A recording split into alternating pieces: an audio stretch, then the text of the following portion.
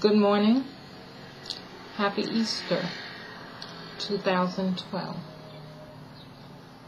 I want to share this morning my testimony and my story of Easter Sunday morning 48 years ago. I was a little girl of 11 years old. And for Easter, I asked my mom if I could have the same dress that my sisters who sang had bought for Easter Sunday for a musical program that they were just about to be featured in. I'm a little nervous, but I want to tell the story as I see it and as it happened to me. I was all excited Easter Sunday morning, 1964. I was excited because I had the dress that I wanted.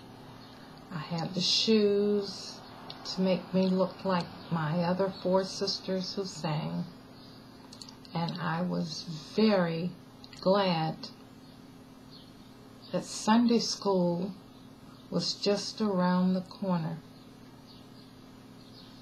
I wanted to go to Sunday school to be with my friends and other members of the church. I knew they were going to have an Easter egg hunt, but mainly I wanted to show off my dress like my sisters that sang. I couldn't wait for another sister to get dressed to take me to Sunday school. I wanted to walk, so I asked if I could walk by myself, and I promised I would stay out of the road. And that's exactly what I did. I started on my way from 8th Court to 9th Street to 9th Court to 10th Street, then to 10th Court. The church was on 10th Court. So I took the back way, the direct roadway, a straight line, down to my church, Neil's Temple, Firstborn Church, in Panama City, Florida, which is where I am and where I was living during the time. We had moved to Panama City, Florida, when I was 9 years old. And the least thing that I expected on that day was to meet on my way to church a drunken driver driving a car 65 miles an hour, zigzagging across the road, the name Mercedes Avenue. He was driving 65 miles an hour in a 30-mile-an-hour zone. I was very cautious when I heard a car sounded as if the car was racing.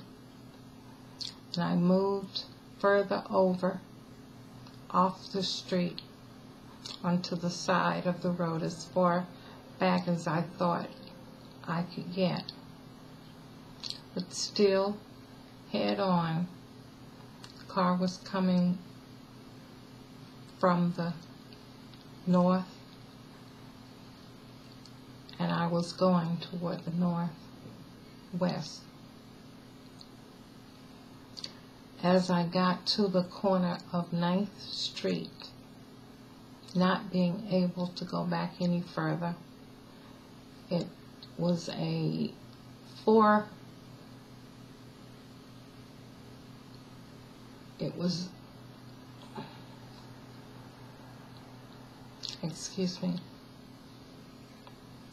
9th Street and Mercedes, the corner. The next thing I knew I was knocked, hit by this drunk driver driving wildly, zigzagging across the road, had knocked me into the corner of a yard right on the corner of 9th Street and Mercedes Avenue. As I laid there in a ball, I thought I was crying loudly for help. I felt as if I felt very light, but I was unable to move myself. As I laid there, what I thought was in the dark, very dark,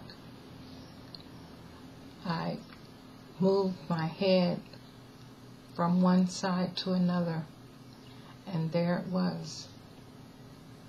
I saw a tall white fence around this yard with the gate door that was open lightly, just a little bit. The gate door was open, and as I lay there, I thought I was crying loudly enough for someone to hear me call for help. And as I looked around, I saw just one beaming light, and it was coming from the top of this fence, very tall fence. And as I looked up, I saw these beaming lights, these beaming eyes full of light looking down at me. I could only see from chin up,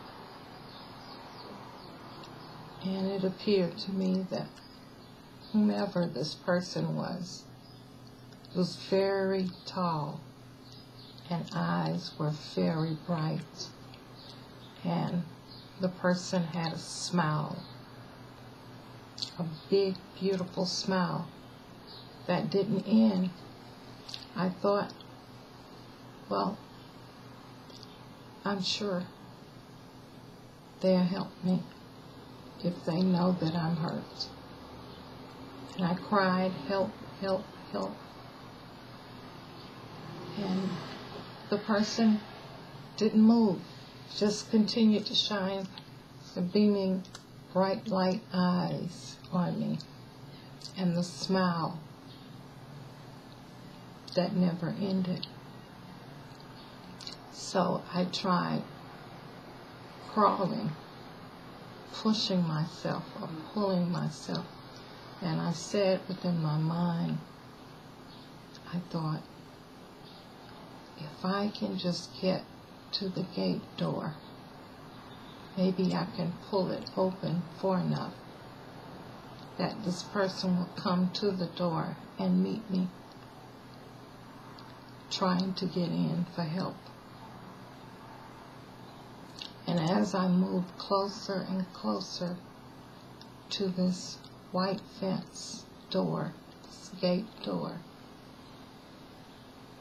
closer, as I got close enough to where I could pull the door open more, a hand from this person reached out to me, or reached out to the gate door and pulled it shut instead of opening it wider. When I saw that, I looked up at this person with the beaming bright lights eyes and the smile, the big smile. I looked up and wondered, why did you close the door? Don't you see me trying to get in for help?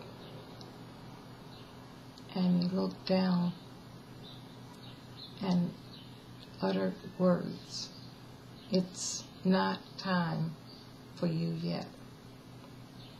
And just as that happened, the scene changed. What was dark became the light of day, and I found myself still in like a ball, curled up like a ball. I found myself still asking for help. And I looked around, I didn't see anyone, just me, laying there in a ball. Then all of a sudden, I looked again at the opposite corner of 9th Street and Mercedes Avenue, and I saw a car with one man in the car. And I thought I was screaming and asking for help. He was looking every way but my way. Then all of a sudden, his head, his eyes turned straight to me. And as he saw me, he got out of the car, came around to where I was, and he was very, very, very, very sad eyes. And he said to me, "Can you walk?" And I said, "I don't think so." So he pulled me up and tried to help me walk to his car.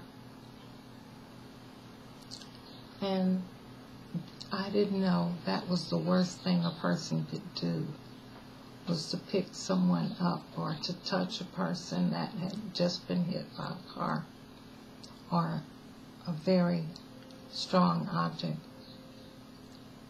to not touch them. I didn't have many bruises, or just a few bruises on the outside of my body, but I did have a lot of internal fractures and bruises. He didn't know, but he dragged me to his car. The back door he opened so he could lay me down on the back seat. As he pulled and tugged and laid me on the back seat, he said, "I'll be right back." He went knocking on neighbors' doors and asking them for help. The next thing I knew, there was Willie B. Carpenter standing over the car, looking at me and telling the man, the driver of this car that rescued me, his name was Mr. Robinson. I'd seen his face somewhere, but I didn't remember who he was at the time. But at any rate, here was Willie B. Carpenter, a schoolmate of mine, and he was standing over the car looking at me in tears. And he told Mr. Robinson that he knew who I was, that I was a classmate of his, and he knew where I lived, and he wanted to go and get somebody. Mr. Robinson said, "First, let's call the emergency line to get an ambulance."